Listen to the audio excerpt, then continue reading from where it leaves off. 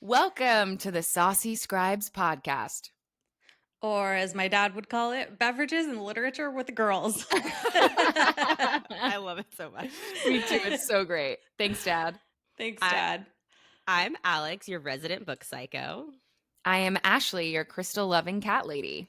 And I'm Allie, your aspiring author. Welcome to the deep dive of chapters 13 through 30 of Metal Slinger. Woo! 13 going on 30? Yes. I've heard of that. Oh my gosh, we've been obsessed with that reference all week. Each week, as promised, we have concocted a cocktail that best captures this stretch of chapters. Just as a reminder, as always, you can find our weekly cocktail every Monday on our Instagram at Saucy Scribes Pod. Does everyone have their Star Current cocktail? This cocktail was inspired by one of my personal favorite scenes of the book, the scene where they are sailing to Kenta and get to swim among the stars. Amen. It's such a visually amazing scene, and I thought, hey, let's make a visually stunning cocktail.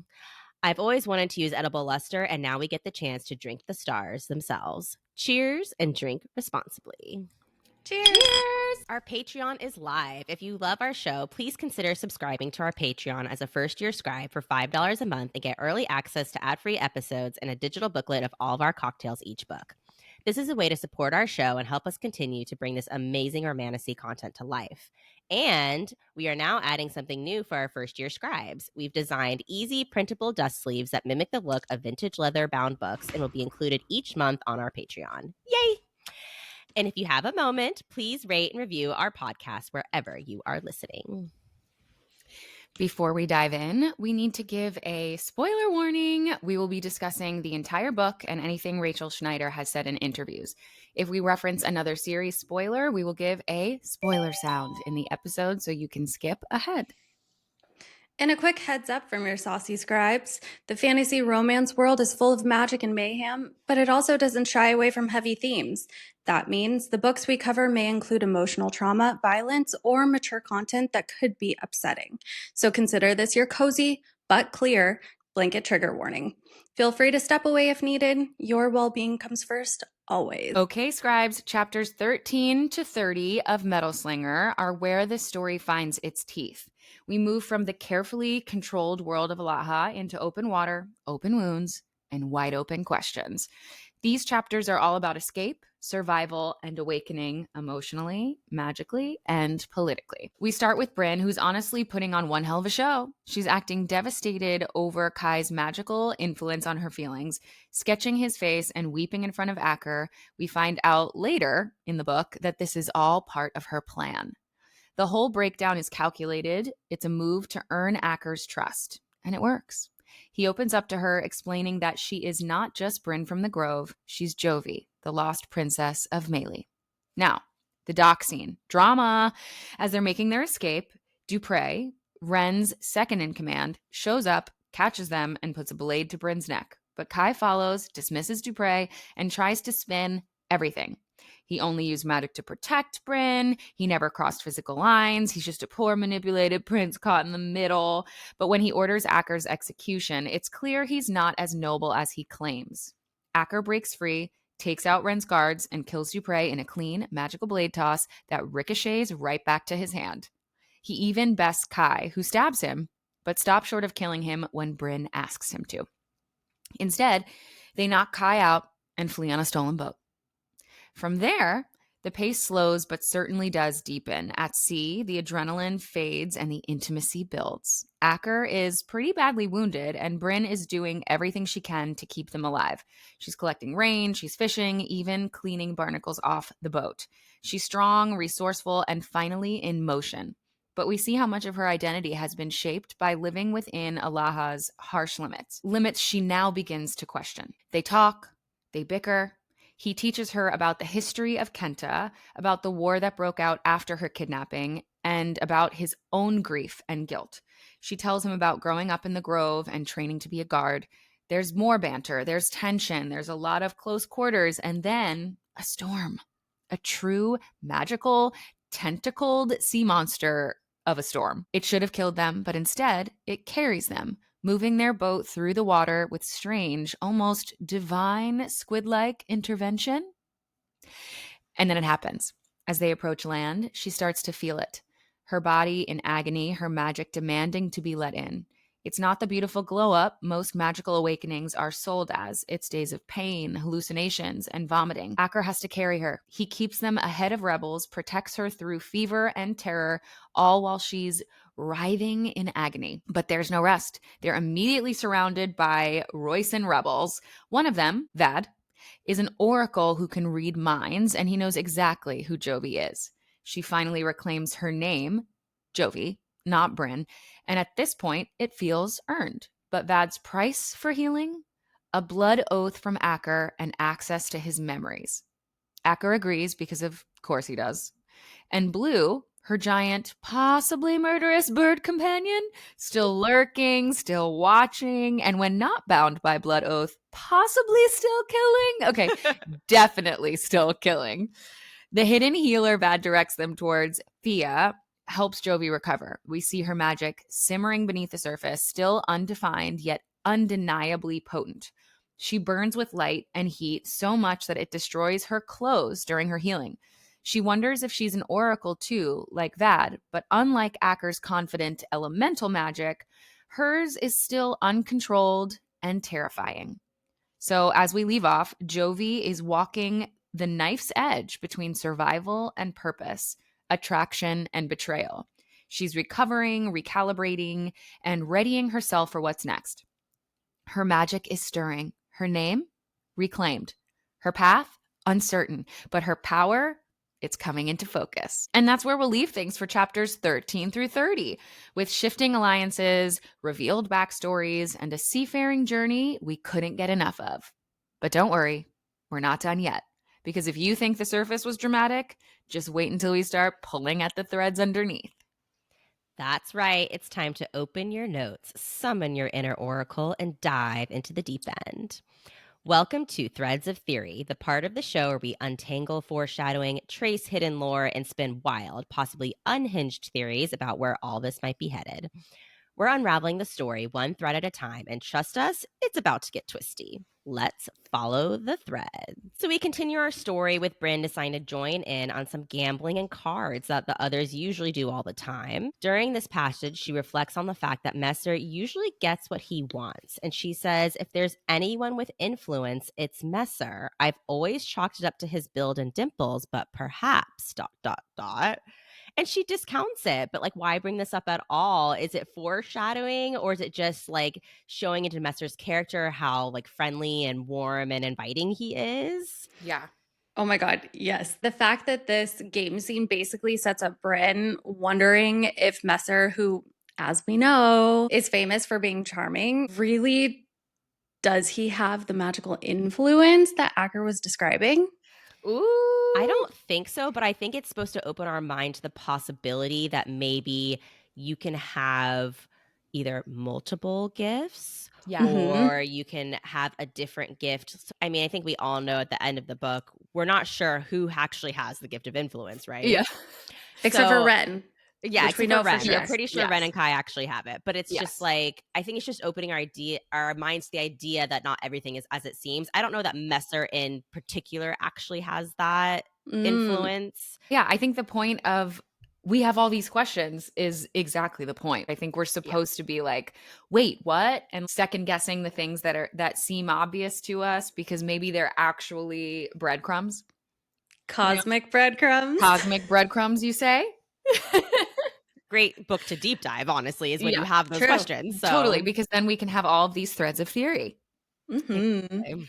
Okay, well, after Brynn finishes the game, she heads to the dressmaker to try on her wedding dress for Kai. And it's subtle, but the foreshadowing starts to thrum here. She thinks it feels wrong to slip it on, which, hello, that line is doing some heavy lifting.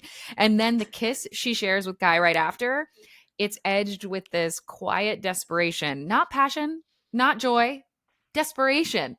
These are not two people who are eagerly heading into a marriage tomorrow. She's holding back tears, and not because she's overwhelmed with romance. It's grief. It's a goodbye. I know, but you don't because realize it at the no, time. no. I know, you're so right. Because right after that scene, she turns to Acker and asks what it feels like when someone uses magical influence on you. And on first read, we assume she's talking about Kai controlling her and that she's hurt or disoriented by it. But in reality, she's staging this whole moment. She's laying the groundwork for a false narrative. She's crying, yes, but it's not about magical coercion. It's because she just had to say goodbye to a man that she actually does love. Ugh. Ugh. It's so twisty, and Rachel Schneider, I hate you and I love you. Yeah, absolutely. Which is exactly how we should be feeling. Love, Yeah. hate. But here's the brilliant bit.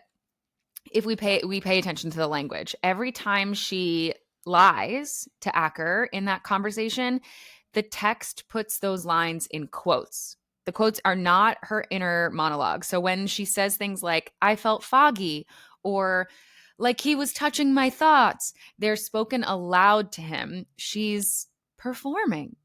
But her actual thoughts, the ones the reader gets direct access to, don't carry that same disgust. She even reflects that the feeling of Kai's magic was like an invasion of smell and taste. Like Kai became condensed into a sensation of brine and softness and love. That's not a description of something unwanted and terrifying. That is a sensory, intimate yearning. Yeah. And when she breaks down Yeah. in tears after that conversation, right? It's not because she's afraid of Kai, it's because she just betrayed him. Ugh. She's looking through old sketches of him, remembering their history, mourning the relationship they could have had if the world and their mission weren't pulling them in opposite directions. Jovie isn't falling out of love here. She's burying it. Dude, her literally weeping and saying that her friendship, in quotes, with Kai has been built on lies and coercion, and it ultimately being a complete ploy to gain his trust. Like, what? Talk about projection. You know? Such an actress. Such an actress. Like, Talk about projection and mirroring. Crazy. oh my. Okay, so then we get this conversation where Acker finally explains to her that he's a metal slinger, which, okay, like hot. But then he casually drops the whole, here's what happened to you bomb on Brynn, and then tells her that her mom is still alive.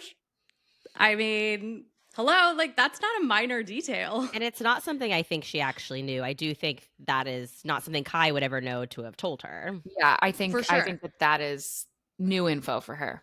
Yeah. Totally. And I think that's why she seemed so shocked that she was alive. And that felt like it was such a genuine emotion and not one that she was acting. Mm-hmm.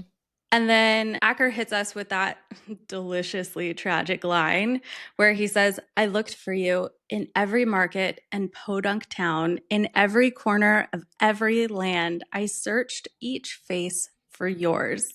Swoon. Like, sir, Swoon. you cannot just drop that level of yearning and expect us to function.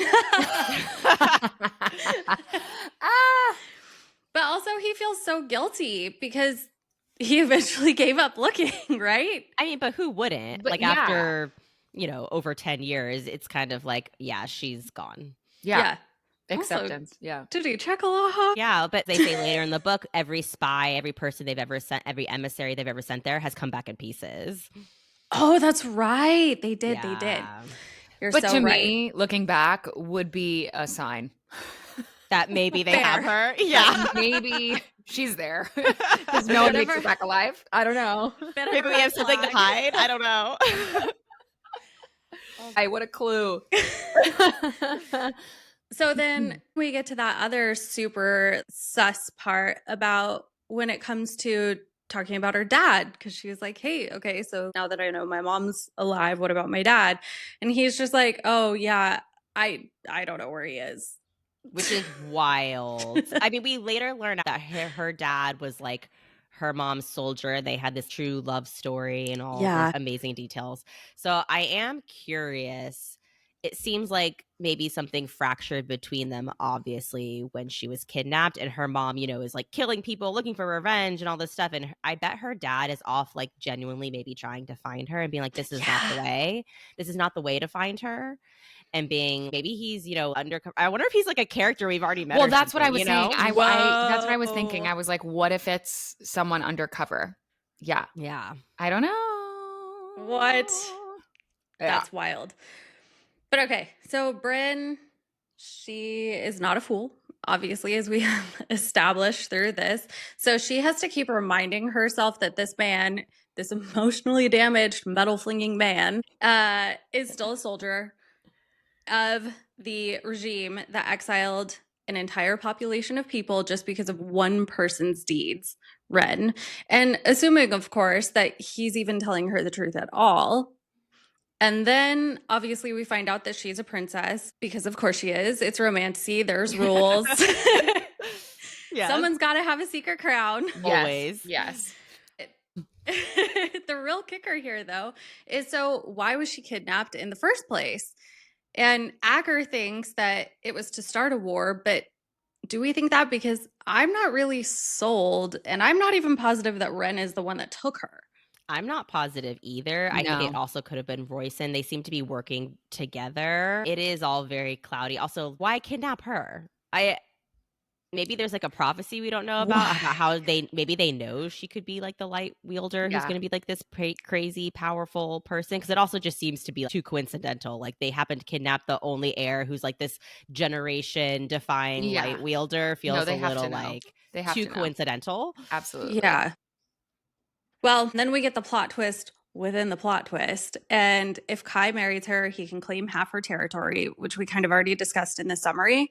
But that does not seem like it's Kai's angle. Doesn't mean it's not Ren's angle, though. But is it? It I don't know. Maybe it is. Oh, it definitely could be. Ren is very dicey. And he doesn't fight Kai's want to marry her at all. Yeah. Which she even thinks is weird. And she's like an urchin. Yeah. Like he's like, oh, for some reason, Kai's dad's okay with him marrying me. And this might be the reason, secretly. Yeah. And this part kind of made my skin just absolutely crawl. So we learn that under the influence of someone like Kai or Ren, you can lose all sense of yourself.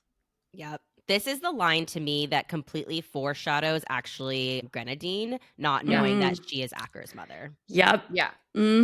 Right on the nose there. Yeah. Same. So if she loses all of her free will, who is she? Is it mind games? Does she just become like subservient? Is that what's going on with Feline?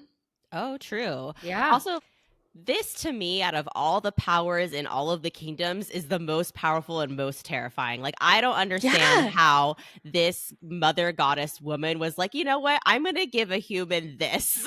Yeah. It's terrifying. Terrifying. Absolutely terrifying. Well, I think she intended for it to be more so like, I'm going to influence peace. But I mean, come on, girl. Like, come on, Mother Nature. Right. That's not the nature of humans. That's not human nature. Correct. Yeah. I will say, to play devil's advocate, we also do know that you can shield your mind from these powers. So it isn't all like encompassing. Like they don't really work on Acker. He's trained against them. Yeah. Ren's power doesn't really work on Brynn because she's trained against it because of Kai. So it's not like, oh, anyone who has this power automatically controls you. They don't. You can fight against it essentially. Well, so, yeah, but you have to have the if tools. You learn. To do so. Yeah. If you learn. It's a privilege. It's a privilege to have the tool. Yeah. So honestly, trust no one, especially the hot ones. And that's the rule. Trust no one in this book series ever. Ever. Not a one. Whew, okay. So Kai's mother comes to visit Brynn in her room, and I think this is just showing how actually kind the captain's wife and Kai were to her when she came to live with them, which really begs the question of, were they really the ones who kidnapped her? Is Ren evil? Is his family evil? Right. It's supposed to just sow those seeds of doubt of, is Ren really the villain here? Because they took really good care of her, and so did Feline. Yeah. Yeah. So the next day, Brynn and Acker start to make their escape. Obviously, they run into trouble. Down on the docks, they run into Dupree, which was planned. We later learn on in chapter 56 that Kai and Brynn are like, we have to get rid of Dupree. Also, why do we have to get rid of Dupree? I need to know. I think because he knows about the rebellion. And Maybe? he's the one trying to suss out who it is. And I think he might be getting too close. Oh, Ugh. interesting. Interesting. Okay. Well, and also it feels so easy, I think, so many times to want to suss out who the good guys, who the bad guys Right. are. But I feel like these three characters are such a good example of why you can't trust that in this book. Yeah. Yeah. Fair. We get another note of foreshadowing of the twist later on in the book. She thinks it's the first time I've seen Kai use his gift on anyone, and a newfound fear takes root inside me, meaning that she never really sees Kai using his gift, and that she knowingly, when he did it to her earlier on in the stretch of chapters, like, was not real. Correct. Right. Yeah. But you don't really, as Clock a reader, it. the first time, Yeah. you don't clock it. Yeah. That you just think like, oh, she finally knows about Kai's gift, and so this is the first time she knowingly knows she's seeing Right. him use it. But Right. really, it's not a gift he uses on people because he doesn't find it morally right to do so. Yeah. Mhm. Yeah. Which is those little nuggets, Rachel Schneider. We love you. We Yeah. hate you. Yeah. I know. We hate you. Yeah. They then play act the scene all about betrayal. But there is a point when Brynn is stunned by his words as he says, "It was me or my father." And she's actually stunned here. And I do think it's a little confusing. So I don't think she knew that part about, Ren's intentions to control her all along. Yeah. Mm-hmm. Yeah. As far as we know, Brynn is aware that his father would influence her if he could, but Kai taught her how to shield himself from his gift. And I do think she's genuinely surprised that it would have gone that far, maybe. But the other part of the argument that seems real between them is when he asks her, "Why do you think I never betted you?" And this is actually so knife gutting because she's actually humiliated. Yeah, I don't blame her. I don't either. And it's also begs the question of like, why didn't he? Why didn't they ever get there? Yeah. And he says he wanted her to love him when she gave herself to him. And she knows that part is true. So maybe they just never got there, but maybe to have it said in front of an audience was just so humiliating. Well, and also they're not supposed to even be like kissing. Remember, they got sent to the bridge for Right. kissing. So I mean, I'm sure sex is way off the table. Oh, it is, but we all know Messer is fucking around. Yeah, It's not something people don't do. Yeah. Yeah, back behind what was it, like the stinky barn or something Yeah. like that? Yes. The Yes. stinky Coming back barn. stinky. Like Yeah. we all know Messer ain't no virgin. Yeah. Like, I'm sorry. He's a rake. He's a rake. Oh my gosh. Yeah. So like it is one of those things where we're trying to, dive into what's a lie and what's the truth and all those things here. It's one of those scenes that is a little confusing because you're like, she's actually humiliated, but they were actually in love. And like, what's really going on here? Mm-hmm. Yeah. And I do think we'll get a little more clarity of that in book 2. Yeah. I don't think any of this is author error. I think she wants it to be confusing because I think their relationship is confusing.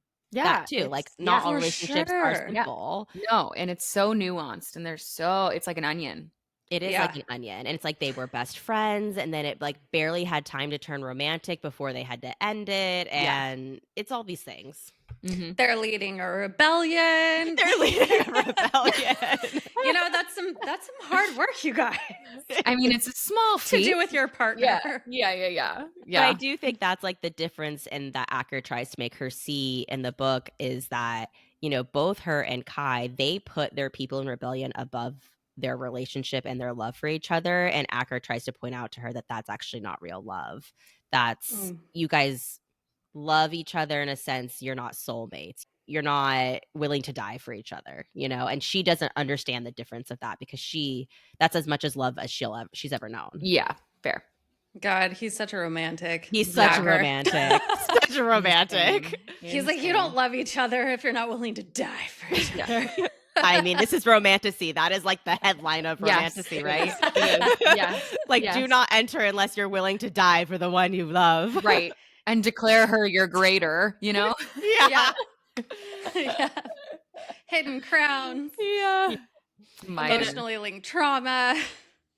Of course, Acker kills Dupree just like they wanted him to. Talk about manipulation. Yeah. But Brynn stops him from killing Kai. And we all think it's because she has lingering feelings, which she does, but way more than we realize in that moment. In that moment, she's like, shit, don't kill my best friend. Yeah. He's still my best friend. Yeah. And then they finally steal a boat and row out to sea and enter our Lost at Sea montage. That's not really a montage. But it would be if it were a musical. It would definitely be a montage if it was a musical. And they would be singing about the sea. Okay, this next stretch of chapters is packed with deeper conversations between Brynn and Acker. Those quiet, reflective moments where they're forced into vulnerability just to survive.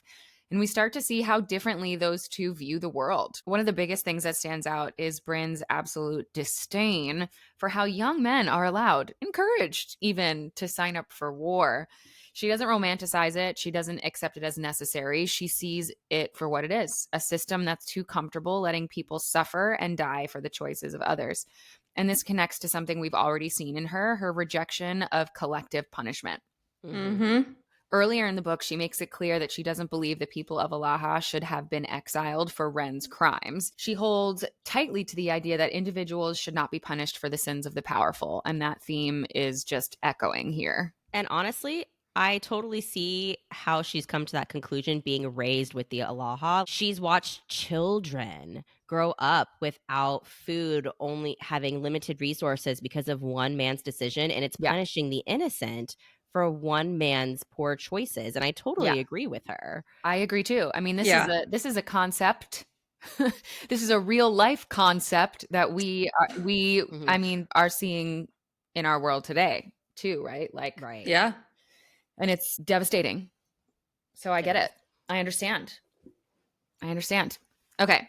Then we get her questioning Acker about the so-called peace that existed on the mainland after Wren's exile. And Acker, earnestly, tells her that the continent saw 100 years of calm right up until the day she was kidnapped. But the way he says it is almost like, see, everything was fine until you disappeared. And that's just such a telling moment, because even though Acker is brave and kind and very clearly trying, we start to see that he's not necessarily a critical thinker or like a nuanced thinker. And he's someone who accepts that whatever he's been taught and told, he's also very conditioned, and he sees things in binaries: peace or war, loyalty or betrayal, love or loss. But Jovie, she sees all the layers. She questions the peace itself, and honestly, she's right to. Yeah, and this to me is what makes Acker actually a perfectly imperfect MMC. You know, he's not like some of the other MMCs we get who are constantly calculating and like always right and protecting and all those things.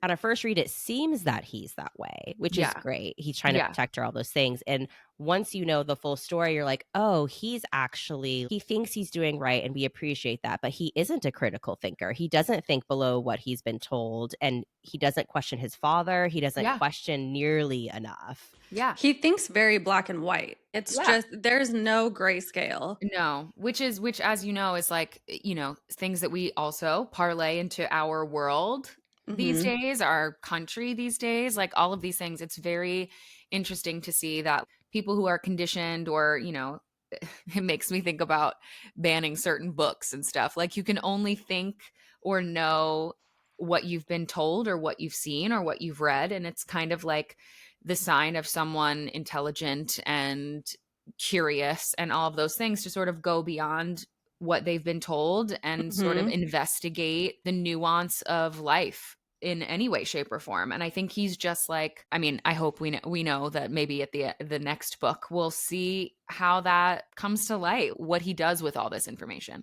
Yeah. And to his credit, I think in his mind, because he is a prince of the people, he feels he's integrated into the military and understands talking to the people, and the people love him.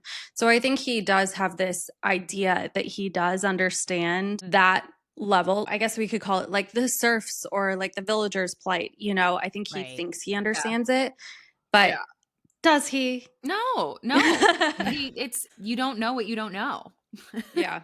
And you can't try and understand the life of someone that you've never walked in their shoes. So how are you supposed to understand it? Or, Well, and he also discounts, I think, some of the magic in his own world of like, Ren has this ability to influence. That means that there are people out there who maybe aren't doing things by their own action. And he doesn't seem to really question that ever. Right. True. No, of course. True. Yeah. Yeah. And also that's the thing, right? Because then Acker tells her that the leader of Royson, Osiris, admitted to kidnapping her.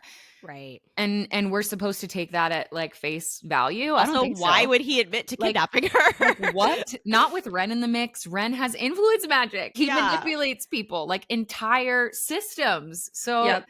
here's the theory, right? Ren influenced Osiris to kidnap her, or at the very least pressured him into it, or to admit that he did it and then let him take the fall. But it like goes so much deeper than that. After Osiris dies, who takes the throne? His younger brother, a known Ren sympathizer. So Shocking. shocker. Surprise, surprise. Like, it just feels so obvious that Ren orchestrated all of that so the younger brother could become king. Like, Right. For sure. Right. Well, Hello? because then we also find out later from Acker's perspective that he's like, well, but then we found out Osiris didn't actually kidnap her. So I don't know why he would say that. And then he's just like done with that conversation. It's like, Yeah. wait, what? No, explore that more, sir. Like, why wouldn't you question that? It's wild. It's wild. So, like, what if the plan was never to just abduct Jovie? It was to destabilize Royson from the inside and install like this puppet ruler, one who would like quietly align with Ren. And like, so therefore it begs the question, like, was the war truly a reaction to kidnapping, or was the kidnapping a spark? Was it what Ren needed to reignite the war he'd been planning? I have a crazy wild theory that just popped into my head. Ooh, tell me. We know little to nothing about Brynn, Jovie's mother. Yeah. Mhm. What if she's in on all of this? I think she has What to if be. she was like, kidnap my daughter, take care of her, keep her safe for me? But also in reality, put her in the house with me. because they're in reality all banding together against Acker's father. Yes. But I what agree. if the twist is things go awry and that's why she starts killing people? Maybe.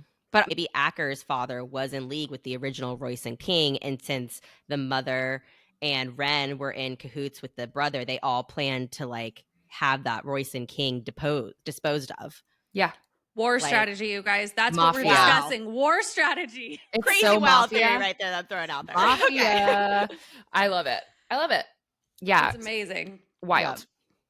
Okay, so now we're getting more glimpses into Brynn's life in Alaha, and honestly, it kind of starts painting Ren in a not so terrible light. His wife is kind to her. He's kind to her. She wasn't in a dungeon. She wasn't like basically having wasn't to muck out Rapunzel. stalls as a life, like she's not locked in a tower like Rapunzel. So it basically was like house arrest with snacks and some training. Listen. Yeah. Like they were feeding her, like she was doing just fine. Yeah. And so this kind of deepens that whole is Ren a villain or not mystery. And it also, again, taps into that idea of like, we can't just know who is good, who is bad. And you have this guy who's warm and gentle and maybe even loving to her, but who also apparently kidnapped you. and we know from Kai was going to probably influence her to like stay quiet. Yes. So, like, he's definitely not good, and he's chopping up people and sending them back to the mainland. Yes. So, Supposedly. yeah, it definitely plays into that. Not everyone is all good. Not everyone is all evil, and I love it because it is nuanced. It's more realistic. It's no like Voldemort because he's only evil. Because absolutely, there are characters obviously like that we love. We love a true evil villain, but to me, the more real evil villains are people. Spoilers for Harry Potter. If you haven't read Harry Potter, I don't know how you're reading these books, but like to me in the Harry Potter series, Umbridge is the real villain. She is the realistic like evil person who's actually doing the worst in the world, you know, Right. who Mhm. actually makes you want to just like do Yeah. so much. Yeah. Whereas like, you know, it's Voldemort is like, yeah, he's evil. Obviously, we're gonna kill him. He's a bad guy. Blah. Yeah, But exactly. Yeah. Well, and that goes into the whole thing where it almost seems like Brynn is a good person, but that's the most dangerous kind. right. Well, yeah, it comes down to intention, right? And like Yeah. your trauma and how you deal with it. And that there's always a point in time where you have a choice. And depending on the choice you make, you go one way or the other. But also, let's be real. Brynn isn't just being nice for funsies, though. No, Like, absolutely not. He's keeping her unaware Yes. of her situation. Yes. He's keeping her comfortable. Like, is her Yeah. shield the best? No. Acker, very upset about her shield. Like, completely. Yeah, protection, knight in shining armor. But I mean, it's not kindness, it's strategy. Yeah. He is keeping her a happy prisoner so she Mhm. doesn't try to escape. Mhm. He doesn't even know And she's a prisoner if it was up to him. Kai's the one who told her. Yeah, true, yeah, She doesn't even know she's a And- prisoner. Or she Mhm. wouldn't. No. right.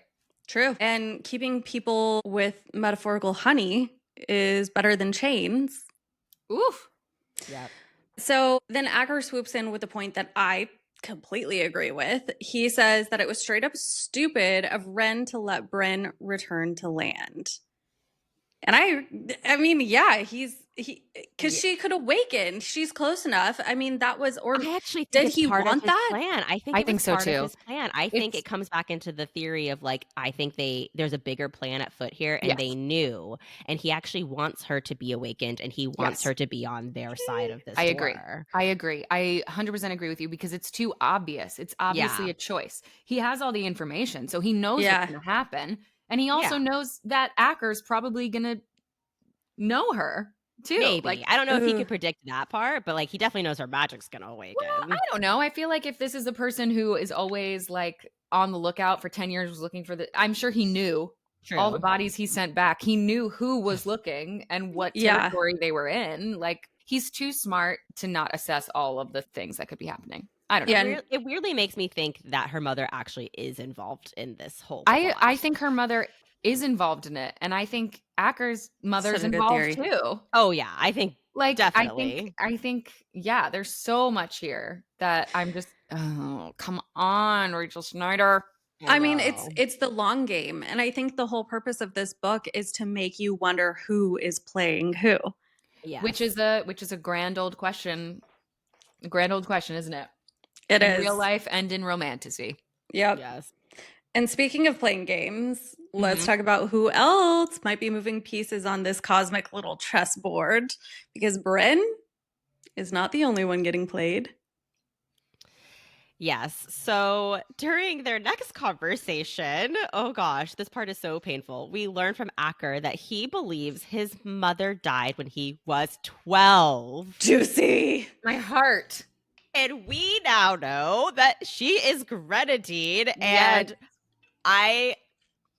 but oh my gosh, there's just so much to unpack. So much So to much to unpack. So much So to much. unpack. So when I finished the book the first time and I was trying to think about all these things, I was like, oh, well, when he was in Alaha, he never ran into Grenadine. It was always Brynn running into her. But that's not true. It's Right not true. before they leave, he Yes. actually face-to-face runs in with her, and Grenadine is all like, you guys weren't all that quiet, haha. Yeah, exactly. And he gives her money to be Yes. quiet. Yes, he so gives her that's money like to be eye-to-eye quiet. contact. And didn't she say And- something like, and like, you know how to something me? Like, wasn't there a line that she said with the money handoff that was like, You know how to silence me or something. or something Yeah. like that? I don't know. It seems Which like a very makes me think his memories obviously have been tampered with because it's just so confusing. Yeah. There's a portrait of her that Brynn sees and is like, oh my God, that's her. But So, that is in the hidden section of the library. true. It's like, who knows? But if also, they Acker has banged down seen there, it. so did he see it? I don't know. It's but like, I wonder if he's been influenced. I think he has. to be like, He has to have been. even if you see your mother, you won't recognize her, kind Absolutely. of thing. yeah. Which makes I me agree. wonder if the same thing has happened to her. But I also could see it being that she did recognize him, but she's part of all of this plot. Like, she's been basically the one looking after Brynn her whole life unknowingly as her, like, Yeah. annoying neighbor. I think she's Yeah. placed there definitely on purpose. Oh, me too. 100%. I'm gonna guess that, Jovie's mother and her like best friends or something. And she's Absolutely. fully part in on this whole plot. Oh, yeah. And she, in this moment, is pretending not to recognize her own son. Yeah, absolutely. Maybe she is like an asylum seeker essentially in Alaha because she was part of the original resistance. Right. And Yeah. she fully thinks that Acker's dad is evil. But also, why would she leave her son with him then? Yeah, so that I mean, the sacrifice for one to save the masses, I don't know. But I don't know. I think there's more nuance there. I think this is like part of a grander plan for sure. See, this is why Grenadine is perpetually the bud. Yeah, she is Yes. always the bud. I can't wait. I can't wait. And then lastly, during this, he starts describing his match more in detail about her eyes, all the things that he knows about her, how much he loves her, and all this stuff. Blah, blah, blah. Swoon. I know. But at this point in the book, did anyone suspect that it was her, other than the fact that Yes. obviously this is romantasy? This is romantasy, so of course. Yeah, I definitely did feel like it was very obvious that it was her, but I also kind of liked that it was layered Yeah, to that's the where thing like is- she wasn't meant, we weren't meant to know, but like, you know. I Yeah, it couldn't wasn't figure on out note. at that point. I was like, obviously she has to be his match. This is romantasy, but Yeah. her eye color is wrong, and I couldn't figure out like why. Like Yeah. why It's was the her eye color magic. wrong? Yeah. But we just didn't know at that point that what the magic does. Yeah, And it was exactly. just like, oh, I know there's some kind of twist coming. Yeah. And we get it. It's a great reward. It is. Yep. Okay. Let's talk about the bird. The bird. Her bird. The one that's been circling above them since they left the grove. The one that Acker tries to kill. Blue. Blue. Our friend Blue. In this section, Blue finds him again. And later on in the book, we get this big reveal that the bird isn't just some loyal companion. Who is it? It's Messer. Because we love him it's so much. Messer. The That best Messer. friend. Her childhood friend. I love how just casually this is dropped in later because when you go back, the breadcrumbs are there for sure. Jovie tells the story about how they became friends, that one day she found an injured bird, nursed him back to health, and they've been bonded ever since. But now, knowing that the bird is Messer, that whole story she tells on the boat reframes itself. First of all, what actually injured him? Definitely She says his it was a dad. broken wing, For but sure his yeah, dad. I mean, Yeah. his father, who we know from earlier asshole chapters, dad. is abusive and hurt him so badly that he took his avian form to escape, to fly away, and never fully turned back. And that feels so like plausible and entirely heartbreaking. Sweet baby. Yes.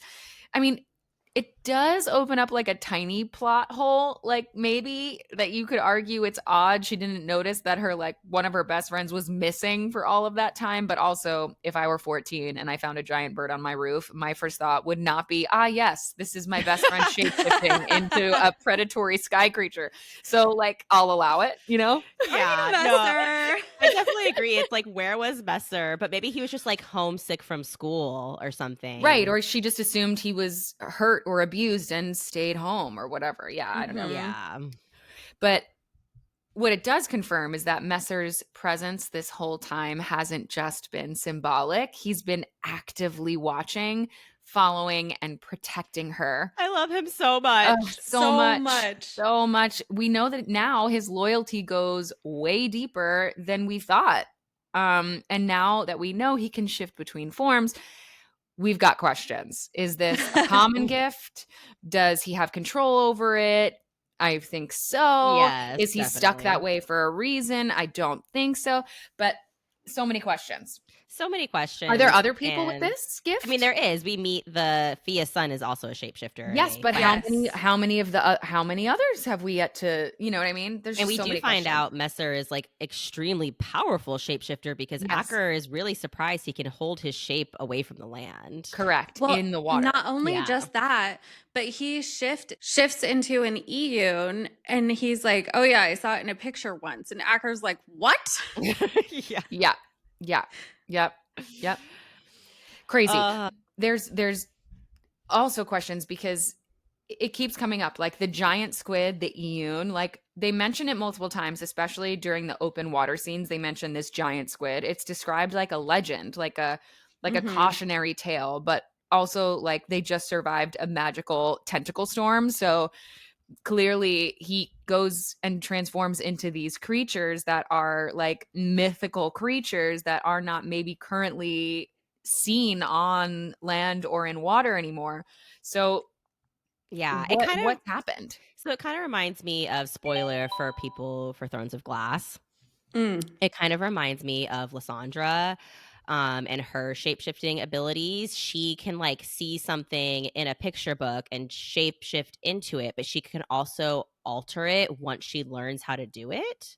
So like, she shape-shifts into this mythical like sea dragon creature, but she can also change her tail if she wanted to. Or once she like knows how to do it, I kind of wonder if Messer has like a similar thing of like he can see a picture of an Ioun and kind of his imagination is also part of the magic, if that makes Yeah. sense. Like, Yeah, that he can I create love it. that. Yeah. His But imagination is part of the magic. but it is that's because No, it makes those sense. I creatures just might love- not actually exist. Yeah, As long as that's he the can thing. imagine it and see it, he Right. can make it exist. Right, exactly. Which begs what came first, like the chicken or the egg, right? Which I think Right. I saw online the other day that someone actually was like, no, it had to be the chicken. But I feel like here's the thing: is this someone else with his gift that way back when started these stories and myths? Were they actually real things? Was it something that someone created in their mind to make a story or a move to scare people? Most of the tales we're told as kids are to either scare us into submission or conditioning, whatever it is. Compliance. We just don't know. There's definitely just something under the surface here, like literally and metaphorically. Right. Well, and it does make me wonder, was Messer exposed to some of Ren's like libraries maybe? His dad had these books, and his dad is second in command. Curious why the books were in his dad's possession and not in the secret library, and what that might mean. Like, I just think he's trusted, Yeah. Yeah. because he's second in command. Even we learn later on in the book, Acker knows his names. He's like, oh, you're so-and-so's son. Like, he's like an important figure. Got it. Again, spoiler for Fourth Wing, Daenatos. Yeah, he has non-annoying Daenatos vibes. Big Dane energy. Yeah. Big Dane Big energy, D. except for he's Big on D the- energy, guys. Except for that he is actually completely loyal to Brynn and not questioning any of it. And the sweetest Yeah. boy. Yeah, the two sides of the big D. So on a very different note, I do love that this is the beginning, though, of seeing like how much Messer is specifically loyal to Jovie. Yeah. Like, you would think he would be more loyal to Kai, but he follows Jovie and no one else. And it's because I think of this story of her nursing him back to health and their relationship with him as a bird, that he will follow her to the ends of the earth as her best friend and no one else. Yeah, it doesn't matter if she's the Princess of Melee, if she's living in Kenta, if she's in Alaha, he's going to follow her no matter where she goes. Yeah. He doesn't have the loyalty to a people. He has it to a person, and it's her. Yeah. And it's so beautiful, and I love it so much. Me too. And I can't believe I had to say all that after we just talked about Big D. But I mean, it's giving like emotional Big D energy. You know what I mean? It's giving the kind of Big D that we want. It's a different type of Big D. It's a depth and devotion. Depth and devotion. Yeah, that's a Big D. I love it so much. Emotional depth, dick energy. It's Big D, baby. It's the Big DE. All right, you guys. So while they're out on this like little nautical trauma tour together, Brynn starts thinking about Alaha, and she's homesick. She's homesick. I think she's as confused by it as we are. Yeah. And she says, leaving Alaha was something that I had to do, but it doesn't stop me from missing my shield and my bed and the comfort of knowing what the day will bring. Real. Yeah. Real. I mean, it's all she's known since she can remember. And routine is grounding. I mean, it like I said, it's fair. The girl's adrift. Like, literally and figuratively, emotionally, she's adrift. And she misses her cushy prison. And she's missing her structure, whether or not it was fake. And it's hard to let go of. But then She goes, I miss Kai and Messer, maybe even Aurora, but that's probably the dehydration talking. Ma'am, you're missing Kai, the walking red flag with what I assume to be good cheekbones. But he's not a red flag, Bone. which is why she's missing him. Bone My God. structure. Yeah. Obsessed. I'm obsessed with all of the breadcrumbs and foreshadowing and twists. And yeah. like I know some readers have finished this book and hated it, feeling like it wasn't all there and the twist came too far out of left field. But I think when you go back, it is all there. It's all there. there. I completely agree. Yeah. Yeah. And on my first read, I was like, okay, maybe it's more of like a Stockholm syndrome kind of thing. Yeah, also real. Yep. Like the trauma bonding to captors. Maybe she just needs like a juice box and a nap. Like, but I mean, on a reread, it's a huge warning sign, like a neon blinking sign that she's not actually mad at Kai. She was friendly with Kai. She's conflicted, loves but him. Loves him. but she's not I hate him conflicted. Yeah. Which on a reread, you're like, oh my God, it's Brain there. explode. Yep. Yeah. It's completely there. And then we get to this really important bit in the same chapter. Brynn reflects on what it's like to be under Kai's magic. And she's very specific that she only ever felt that influence on her once when Acker was hiding on the roof and the guards had just searched her room. But that's it, just the one time. Yep. It's so specific and so sneaky. It's so Rachel sneaky. Schneider. Ugh. Right? And so this is when I started putting my little like tinfoil tiara on. Oh my gosh, what? Your tinfoil tiara. Okay. Say more. Say more.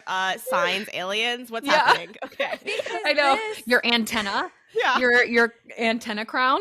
Yeah, exactly. Because this is when I started realizing that her internal thoughts always feel like the truth. Mm-hmm. But her actual dialogue, like the things that she says out loud, Not And necessarily. that's where the half truths live. That's the full performance. Yeah. And so, yeah, it's like when she's thinking it, I kind of believe the thoughts. But when she's saying it out loud, it's like, all right, do I believe you? Because Yeah. I don't think I do anymore. Yeah, a little side eye. Mm-hmm. Yep. And then we get to one of my favorite scenes in the entire book. Oh my gosh, I love this part so Me much. too. This might be my So- favorite part of the book. So this whole time on the boat, they've been catching fish. You know, they're being resourceful. Proud of them, for one. They're not starving. But she's eating one of the fish that Acker hands her, and she realizes, mid-bite, mind you, that the food that she has been eating was, Fed to her. was served to her You on can't a even say dagger it. that had just plucked out a man's eyeball. I'm so obsessed with it. Like, let's be real, she's probably been eating some very questionable things on this trip, but like the eyeball cutlery is where she's drawing the line. Insane. I cackled so hard when I read this part of the book because she's just like, you've been feeding me with the knife you put through a man's eyeball? And he's like, I wiped it off. Like, I cleaned it.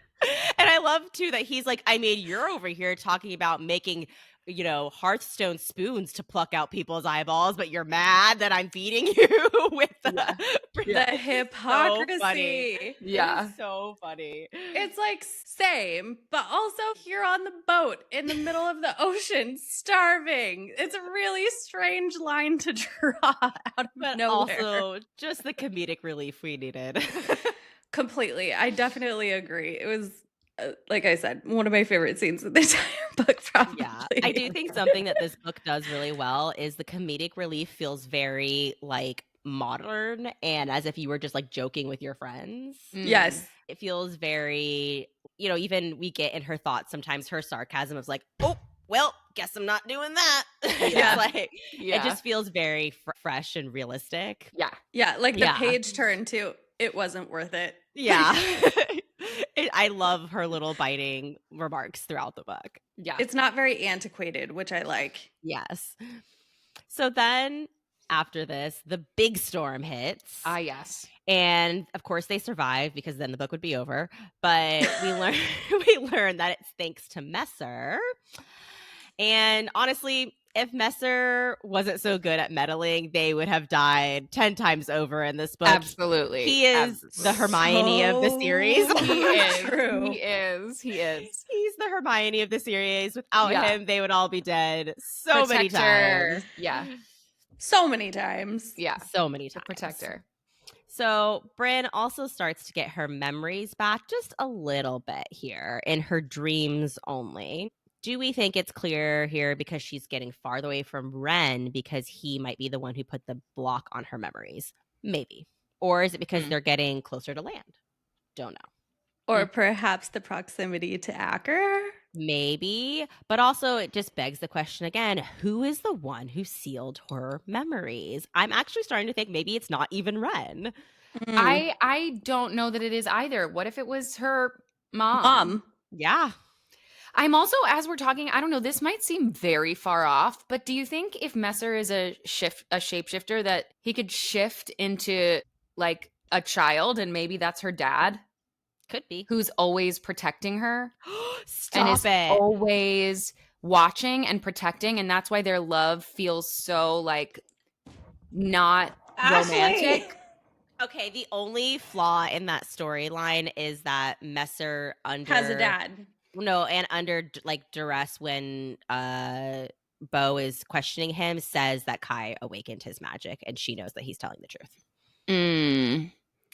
Love that energy. But I love that energy and that theory. Oh my god, that because just then made me it so also happy. like because then it also is like maybe that's why his father is abusive to him. He's like, I didn't sign up for this. You're like, whatever, you know. Right, you're not really my son. You're not really my son. But also, if it was really her dad, I feel like he's a known soldier. He wouldn't be taking that shit.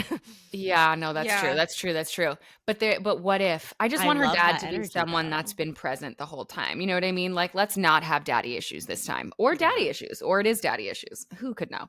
Yeah, I But love yeah, that energy. Because where is the dad? Who knows? The biggest mystery. What if? Oh my god! What if the dad is like some other character, and it turns out like someone she loves is her brother and not her? You know what I mean? Like, what happens? If... Oh god, no! God, no! Don't let it be Kai. No, it won't be Kai. Okay. No. Okay, and we also see the first signs here that, well, more signs that Acker has always loved her, even when he was a child. And I love this little story he tells. She calls him out about how he thinks she remembers him confessing his love to her when they were 9. And it's just so cute. And he like, the color drains from his face and he's like, oh shit, she remembers me confessing my love to her. And she was just like guessing. She didn't actually remember it. And it was just so sweet. And it's Or the did part she? that definitely confirmed that he always knew that she was his match and that she's definitely the match, even though there isn't the actual confirmation yet. I mean, sweet baby Acker. So sweet. And I love that like little 9-year-old Acker was like, you're the most beautiful girl I've ever seen. It's perfect. It's perfect. It's so perfect. He's it's like, so I've cute. always known. But I love later we find out like shortly after that is when she was kidnapped and he thought it was because of that. And he was like, oh shit, I scared her away. Oh. It's no, so I cute. have to get her back and tell her. It's so cute. Yeah, it's so cute. As they continue to drift at sea, the reality of isolation starts to hit. The adrenaline has worn off, the supplies are low, they're exhausted, and Brynn, understandably, misses her best friend Kai. And she has a thought that, if you're paying attention, absolutely foreshadows the ending. She thinks, I wonder if Kai thinks of me at all, or if he's too busy constructing his own plans, moving his chess pieces, doing Kai things, conniving. Whew.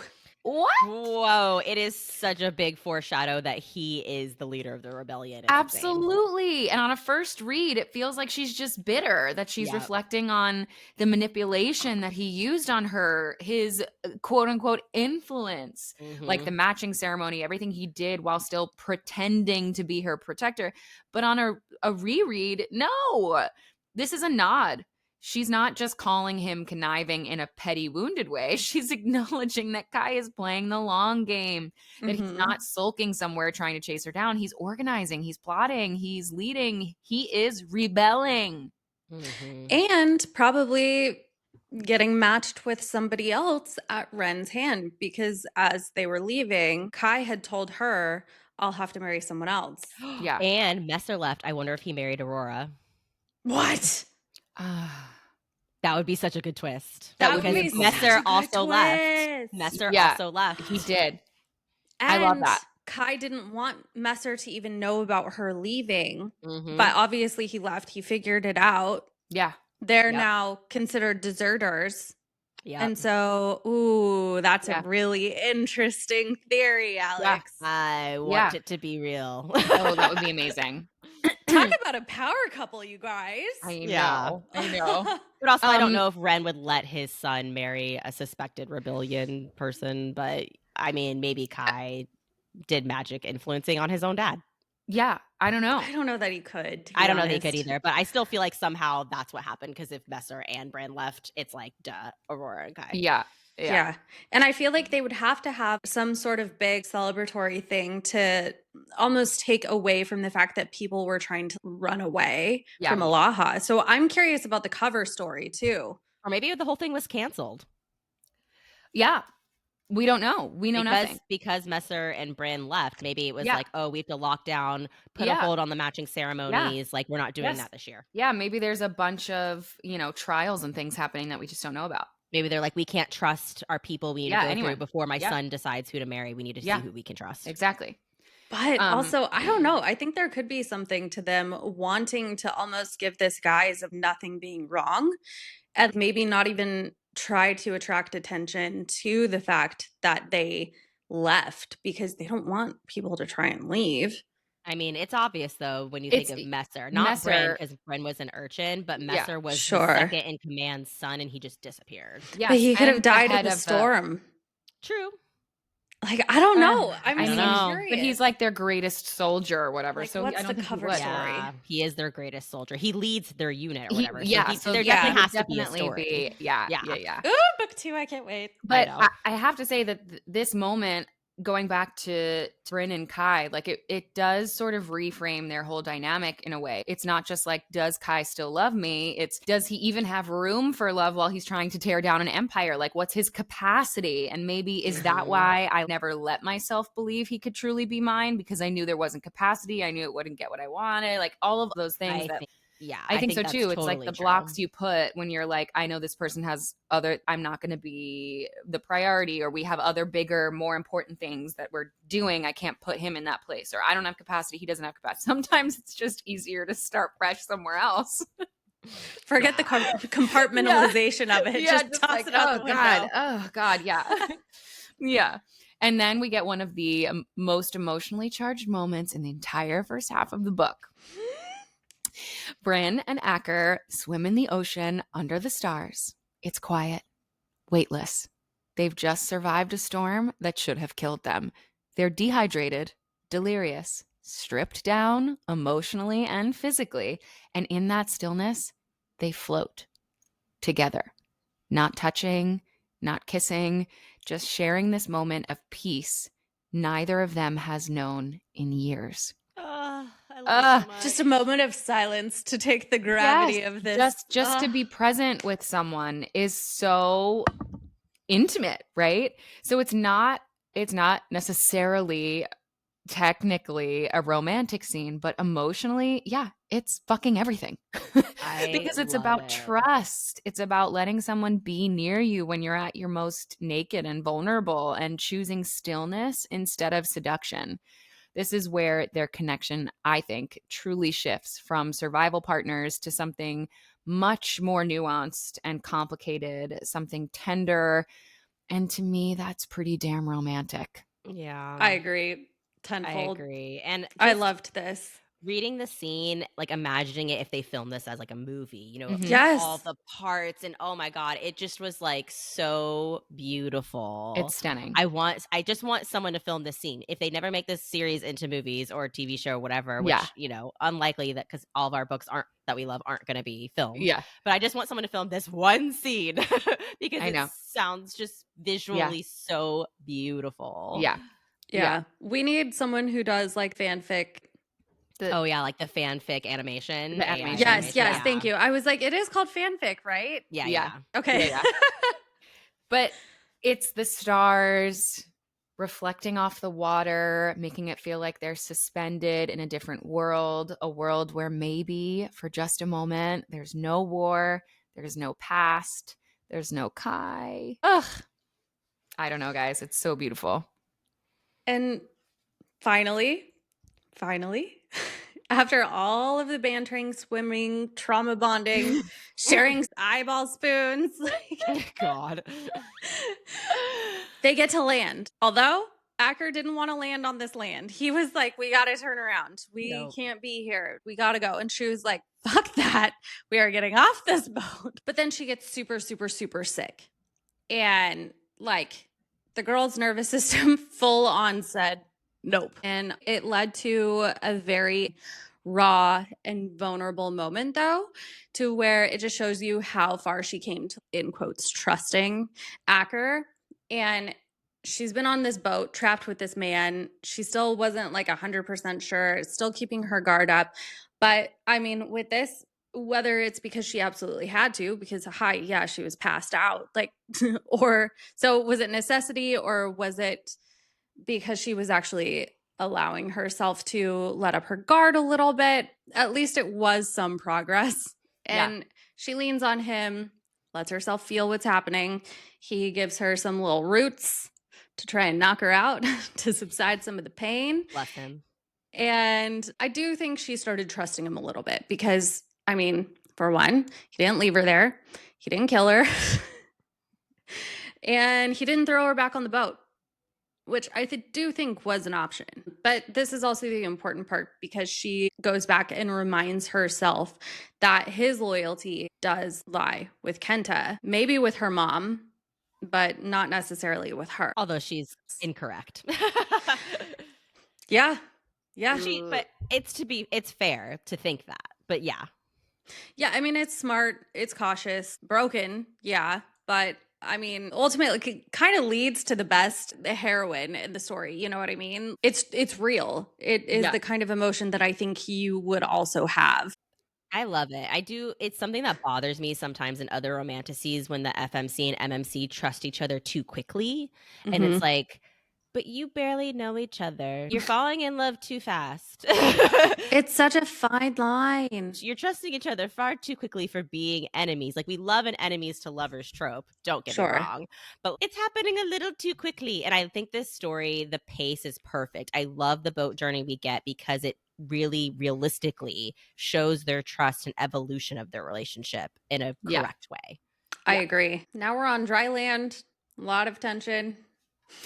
What could go wrong next? Oh, what do you mean what could go wrong next? You mean they run into their first trouble on land and they're surrounded by rebels? Who could have guessed that, you guys? Who could have guessed that? After he specifically said, I don't want to land there because this is not Kenta. Yeah. This is Ryson territory where the rebels are allowed to do whatever they want.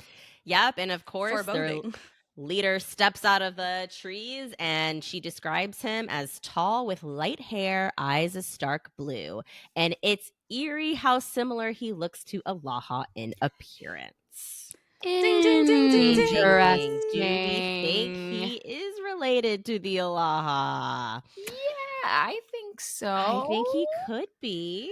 I think so. Leads even more into that theory of the alliances that's been happening for a long time. Yeah. So we find out he's a deserter of Kenta. Him and Acker know each other. I think he deserted definitely because of Acker's father. Definitely. Yeah. He's an oracle and can see into their minds if you're not shielded, which is interesting because on a reread, we finally understand Jovie's complete terror. Like, she definitely thought she had great mental shields because of Kai, but I think she's slowly learning that that's child's play. Yeah. And now she's terrified that he's going to see her true plans and that she's been lying and manipulating Acker. And you know what? I think he does see her plans, but I think that because of his whole end game, he agrees with them, and so he doesn't say anything. Ooh, I didn't even think about that, but yeah. Yeah. 10 out of 10. Yeah, interesting. Because, I mean, she definitely feels him in her brain. Yeah, that Yeah. whole description was a little... ugh.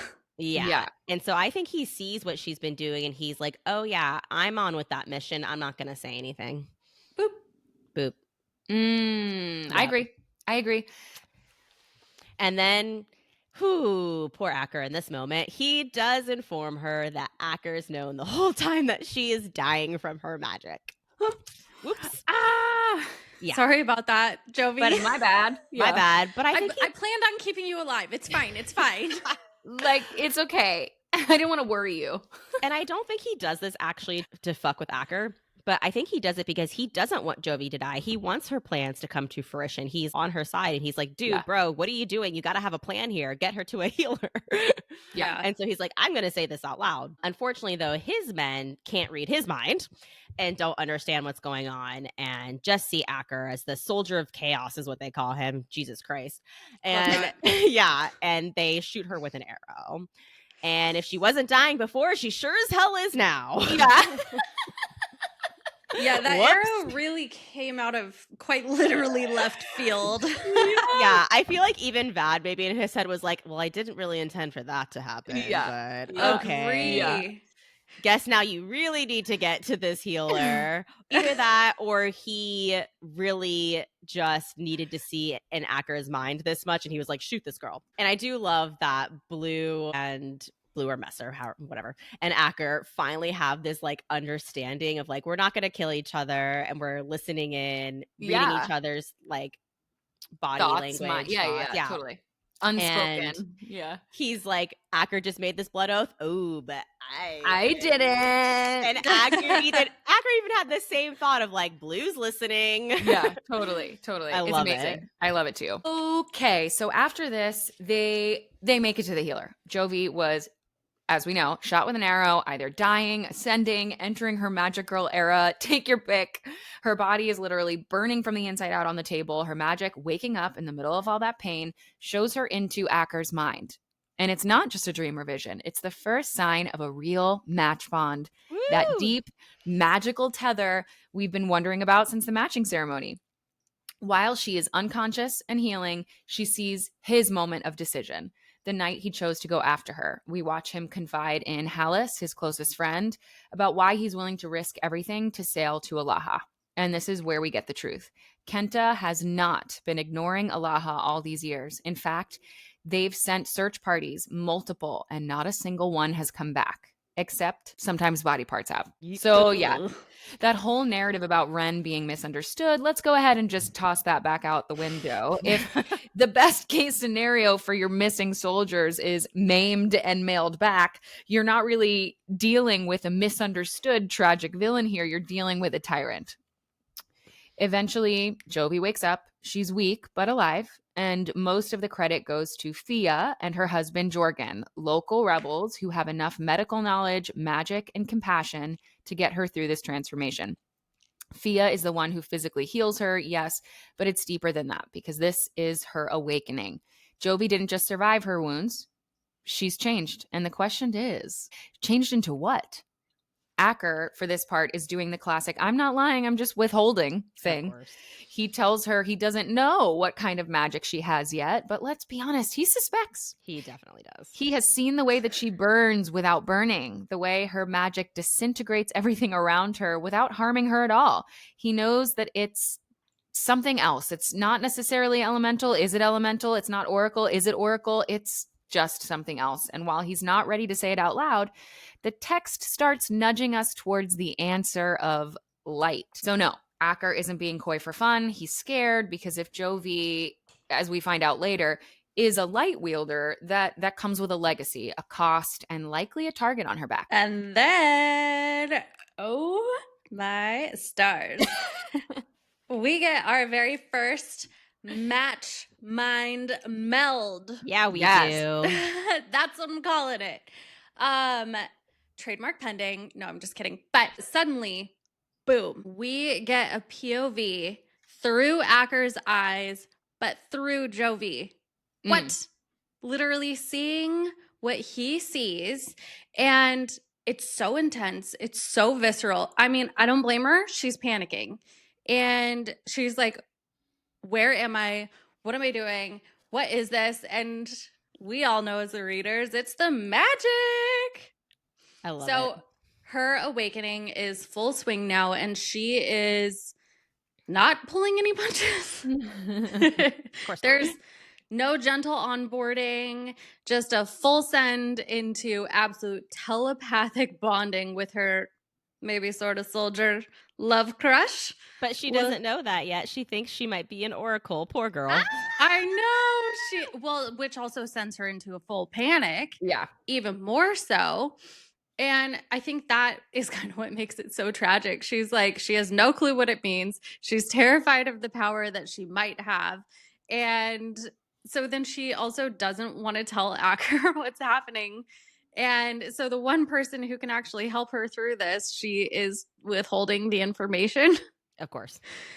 But also, I don't think she has the scope of understanding of what a match bond actually is, because I don't think Alaha actually fully explains that to them. So she only knows what Alaha taught her. They keep that information actually from them Yes. on purpose. So Yes. like she doesn't Yeah. know. Strategy. Yeah. Well, yeah, I mean, as we know. So yeah, here she is, just cosmically tethered to this incredible man that she's supposed to be with, but she can't even enjoy it, I guess. Yet. We can't enjoy it yet. Yes. Yeah. Yet. So she's terrified. We're thrilled. It's all a lot. And you guys, we've tugged at all of these juicy, tangled plot threads that we could get our hands on for these chapters. So now it's time to shift gears. Let's go from cosmic chaos to personal drama, baby. Let's go. Let's slip into the shoes, preferably combat boots, of one of the most compelling characters, in my opinion, of the story in our rotating segment, Character Spotlight. And this time, Alex is taking the reins to walk us through none other than Acker's badass, emotionally complex, or reading sister herself, Bo. Take it away, Alex. So, one of the most rewarding parts of any story is getting to really sit with a character, to unpack their choices, their motivations, and how they shape the world around them. Understanding a character more deeply doesn't just enrich the plot, it deepens the emotional core of the entire narrative. And that's why we like to take a moment each book to deep dive and zoom in on one of the standout characters from the book in a rotating segment, Character Spotlight. At this time, we're focusing on someone who we actually haven't met yet in our deep dive, but who brings strength, complexity, and a sharp emotional edge to the story, Bo, Acker's formidable sister. Girl power. Yes. And we get to meet her literally in like a chapter. Yeah. So soon. Yes, but you should have read the whole book anyway before listening to this podcast. So you should Yes, not but be if lost. not, now you have all this in mind. Yes. So turn it off if for some reason you're not caught up. Yes. Spoiler. Let's talk about the girl boss of Kenta, the one and the only Bo, Acker's sister, King Edmund's oopsie daisy's daughter, and hands down one of the fiercest women in the book. So first off, yes, she is the product of the King of Kenta's second wife-ish consort symbol after Acker's mom died. Her mom, Greta, works in the Kenta library. Yes, justice for librarians. But because she was not this true heir to the throne, Bo definitely was treated differently than her brother Acker. And so she grew up mad and sharp and kind of terrifying in the best way. She's got this vibe, like she wants the soldiers to underestimate her and be afraid of her. And I absolutely love it. Love it. Love Same. it. Although, according to her, they are all afraid of her for no reason. And I love when she meets Messer that she's like, what? I found the one who wasn't afraid. Yeah.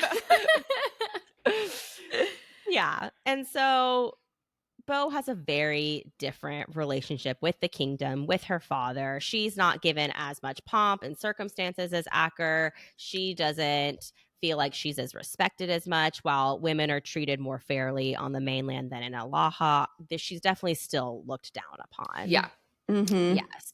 And her magical gift is iconic, but Iconic. also extremely stressful. She sees people's auras, which she doesn't even know what that means because she's never known anyone else to have her power. Yeah. She can read your emotions, things about you, sniff out if you're lying, and basically she can just know everything about you, which is a little terrifying, without reading your thoughts. So if you have, she sees it all in the colors of your aura, which is so cool. Like your energy that you're putting off. But it can be exhausting. And, you know, there's that scene where they walk through the brothel where she's so overwhelmed with seeing everyone's aura, she has to get wasted. Totally. But because of that, I think she also sees people's true intentions. And we know by the end of the book, she's actually on Jovie's side of the rebellion, doesn't trust her father. Yeah. And it all gets very messy. Yeah. Okay. Yeah. But she loves her brother. She hates her father. She's torn to pieces over the fact that doing the right thing means hurting someone she loves. And it's messy, emotional, and raw. Yeah. It makes Bo one of the most complex and compelling characters in the whole book. I agree. And we have to talk about her. We must. Mm-hmm. Yes. So, where do we even want to start? Oh my goodness. No clue. There's so many just different layers that we could Yeah. tap onto, like whether it's the political, whether it's the magic, whether it's the family drama. I'm going to start off with a bang. And I just want to, because I was actually thinking about this earlier when I was in the shower getting ready for all this. And it was like, ooh, we're talking about Bo today. Yeah. That I think, and I hope, this is a little random, but that beginning of next book is going to be like a prologue flashback scene to Bo and Jovie coming together. Plotting. Because that's something I do feel like we're missing from this book of like, wait, when did her and Bo get on the same side against Acker? But it'd be weird to have two flashback scenes in the same book towards the end. I agree. So I think the second book is going to start with that scene. Absolutely. I hope so. Yeah, the sisterhood of it all. Because also, was she tied into Messer's when he was going out on his little journey? I don't think so. I think it happened later. I think they formed sides later after Bo got a read on Jovie's aura. It's like not some, because I don't think it's something you can hide, like mind reading and all that. I don't think you can block your aura from right. Bo. And I think that's the thing, right? She's reading emotions and intentions, which is very different from reading what someone is thinking. Right. So for me, it feels like a much more powerful skill to have because you can probably train yourself to believe certain things. And if you've believed certain things for long enough, maybe you actually think you believe a thing when it's not actually real. So it's got to be such a complicated thing to be able to do, only because then how do you separate like taking on someone's feelings when you're reading all of their feelings? Like it's crazy, but I think it's the most powerful thing that we may have even come up against so far in this book. I agree. And I do think their joining was after the interrogation of Messer and all that and meeting Bo, because they didn't have much correspondence with the mainland. Like, I don't think that they've been plotting together all along. Like, I don't think that's a thing, especially because of the way that Jovie like jumps on board to Acker and is like, I have to just get to land. Like, there's just no way they've had this bigger communication the whole time. Yeah. But I do think Bo figured out along the way what was happening. And she's always mistrusted her father and always thought there was something off there. Yeah. And I think they came together, and I really hope we get to see that flashback. I think we will. Yeah, I do too. I think there is a world where perhaps her mom, as we come to find out, can see the future, perhaps in her own way, has sort of planted seeds to her daughter that like maybe someone will come along that she could, team up with in a certain way. But I think what's beautiful is that it seems like Greta doesn't just tell everyone what's happening. She sort of plants seeds so that, Bo or whoever can sort of create their own thought or read the emotions in a way that will, she feels like an oracle in a way that's different from others. Well, let's dive into more about just Bo and her feelings, her thoughts. Do we think, and this is a big question to me by the end of the book, that she has feelings for Hallis? Or is she going to fall in love with Messer? That's actually so complex because initially my gut reaction was like, yeah, I do think they kind of have feelings for each other. But also, now they're on opposite sides, or are Yeah. they? Question mark.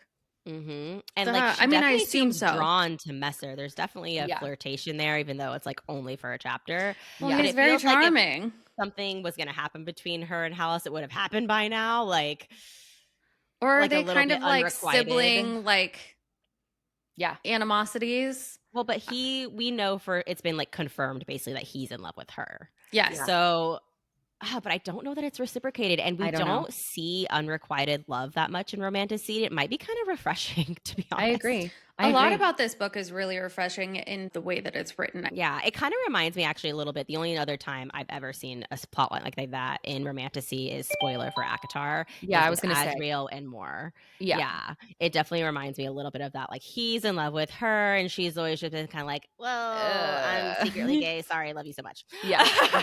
Exactly. Like, exactly. Yeah. So yeah, I don't know. It's just.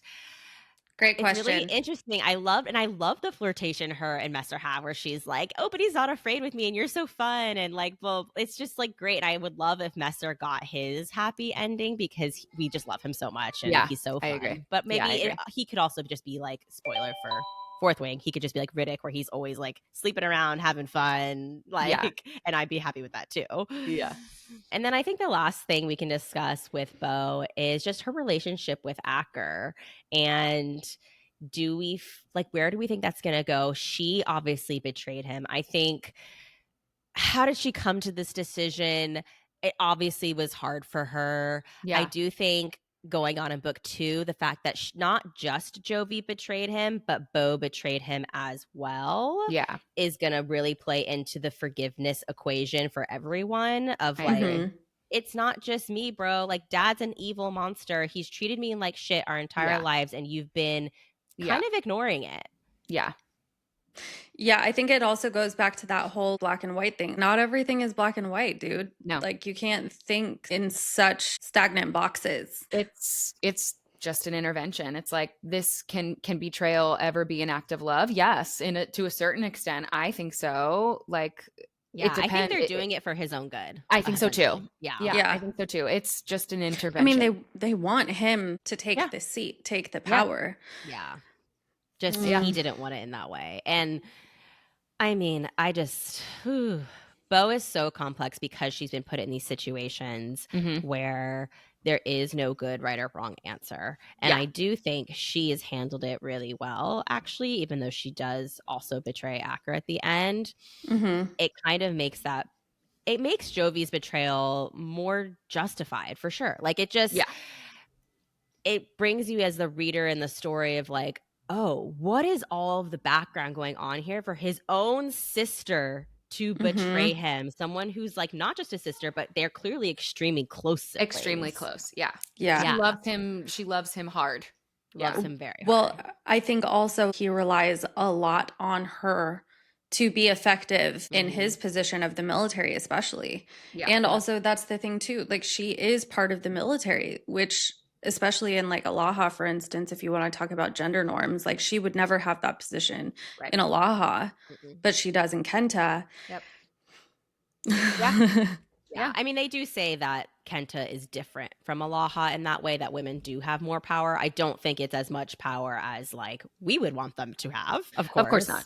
Yeah, especially with the way that, like, I don't know, the way Bo's mom is treated even a little bit as this, like, even though I'm pretty sure she's a consort, it's like, oh, she's just kind of pushed to the side now that her and the king don't get along. She doesn't have any real power, even though she's extremely powerful magically. She's extremely powerful. But yeah, I think I can't wait to see more of Bo. She reminds me, it's so funny that we've done When the Moon Hatched and Metal Slinger back to back, because I would never have said those books are similar in any way, shape, or form. But it's funny that back to back we've gotten these amazing, kick-ass, sarcastic, powerful sisters. Yes. Love it. And I can't wait to see more of her. I hope she gets a little like love story too. Me too. Yeah. I mean, she doesn't have to. She's too good. She'll be in it for sure. Yeah, I love it. I love that it's the women who are sort of, making us think about nuance and power and choice and moral gray areas and the greater good of, self versus community or other. But hey, we love her. We fear her, and we would absolutely trust her to lead a rebellion or run a murder book club. Either way, we're showing up with snacks. That's so true. Woo! Okay. So now that we have psychoanalyzed every emotional fracture in her family tree, it's time for our favorite feelings check-in. You know it. You love it. It's rosebud thorn trim time. Woo! Let's talk about what bloomed, what stung, what we're watching, and what could have been left on the editing room floor. Let's dive in. All right, I'll start with my rose.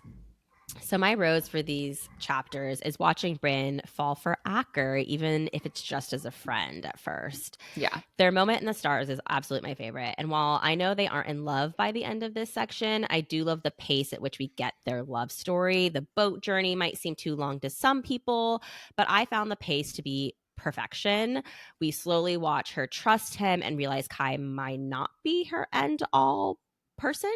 Yeah. And I hate when an FMC and MMC fall in love so fast that it's just not believable. I agree. It's my rose too is Brynn, Jovie, and Acker floating under the stars in total stillness. It's that quiet, romantic, emotionally raw thing. I think I said it a little bit earlier, but it's not a kiss or a confession. It's just a moment of peace and stillness where they allow themselves to be seen beyond survival. It's just a breath of peace between like crazy storms and war and all the things. I think it is also my rose.